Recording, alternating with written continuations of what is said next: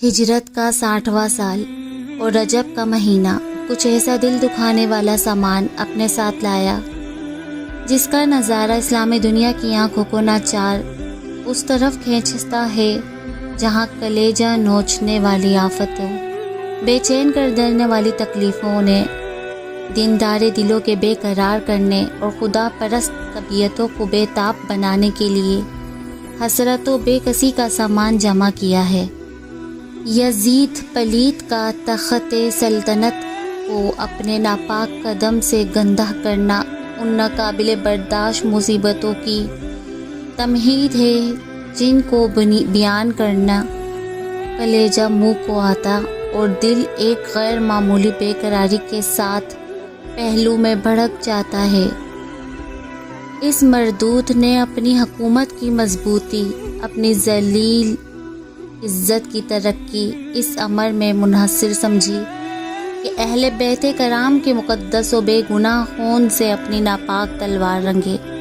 اس جہنمی کی نیت بدلتے ہی زمانے کی ہوا نے پلٹے کھائے اور زہریلے جھونکے آئے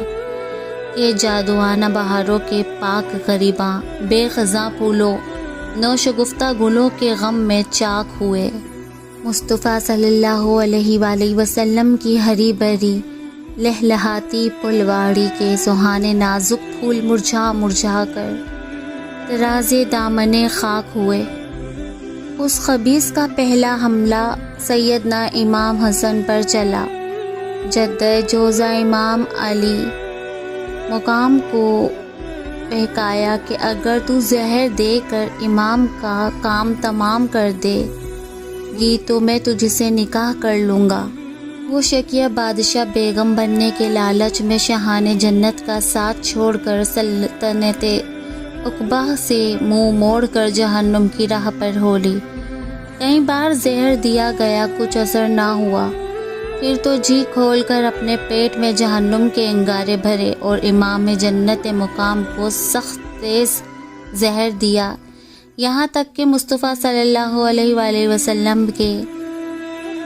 جگرے پارے کے اعضائے باطنی پارہ پارہ ہو کر نکلنے لگے۔ یہ بے چین کرنے والی خبر سن کر حضرت امام حسین